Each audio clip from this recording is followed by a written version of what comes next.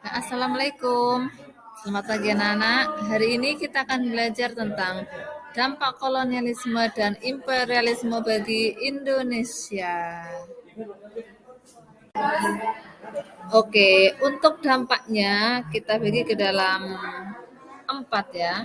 Untuk yang pertama adalah dampak di bidang politik, yang kedua dampak di bidang ekonomi, sosial budaya, dan di bidang pendidikan. Untuk lebih lengkapnya kita akan bahas di slide berikutnya. Oke, kita mulai dari bidang politik dan ekonomi ya. Pertama kita mulai dari di bidang politik, yaitu adanya dualisme kepemimpinan. Kata dualisme tentunya mengartikan bahwa saat itu ada dua kepemimpinan. Jadi kepemimpinan oleh orang Eropa dan juga pribumi asli. Misalnya seperti apa? Contoh, misalnya di tingkat keresidenan yang menjabat adalah orang dari Eropa. Sedangkan di bidang yang lebih bawah lagi, di kabupaten misalnya, yang menjabat sebagai bupati adalah orang dari pribumi asli. Jadi saat itu memang ada dualisme kepemimpinan antara orang Eropa dan juga orang pribumi asli. Untuk yang kedua adalah masuknya investasi asing, ini lebih condong di bidang ekonomi ya. Kenapa bisa masuk investasi asing? Karena saat itu ada yang namanya undang-undang yang mengizinkan masuknya investasi asing ke Indonesia. Jadi saat itu investor-investor dari luar negeri mulai masuk ke Indonesia seperti itu. Baik, berikutnya adalah dampak di bidang sosial dan budaya. Kita mulai dari yang pertama itu politik etis. Nah, di politik etis ini ada 3 poin penting yang harus kita pahami bersama ya. Yang pertama adalah pendidikan, di mana saat itu ibaratnya sebagai balas budi bangsa Eropa ke bangsa Indonesia, dibukalah banyak sekolah-sekolah pribumi yang mana sebelumnya hanya orang Eropa saja yang bisa mengenyam pendidikan.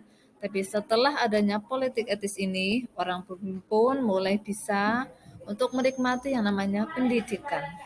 Untuk yang kedua itu irigasi, yaitu untuk menunjang ini pengolahan sawah-sawah. Jadi saat itu irigasi-irigasi itu dimulai pada saat adanya politik etis tersebut. Contoh yang ketiga adalah transmigrasi. Semuanya tahu ya, transmigrasi itu perpindahan penduduk dari daerah yang padat penduduk ke daerah yang masih jarang penduduknya. Karena saat itu kan Pulau Jawa itu menjadi pulau yang paling padat penduduknya. Nah, oleh orang-orang Belanda saat itu disiasati untuk dipindah ke Kalimantan, ke Sumatera. Tujuannya itu untuk meratakan penduduk. Untuk berikutnya adalah di bidang budaya ada lagi nih, serapan bahasa Belanda yang tanpa kita sadari ada beberapa kosakata yang sebenarnya itu berasal dari bahasa Belanda. Contoh, handuk. Nah, handuk itu berasal dari bahasa Belanda loh. Terus ada beberapa kata-kata yang lain lagi, nanti bisa kalian cari ya. Oke, dampak yang berikutnya adalah dampak di bidang pendidikan. Nah, dampak di bidang pendidikan ini berkaitan erat dengan di bidang yang sebelumnya, yaitu politik etis.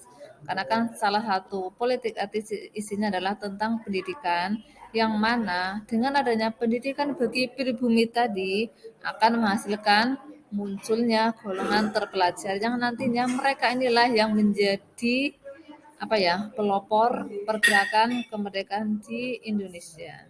Oke, itu adalah beberapa dampak dari adanya kolonialisme dan imperialisme bangsa barat di Indonesia.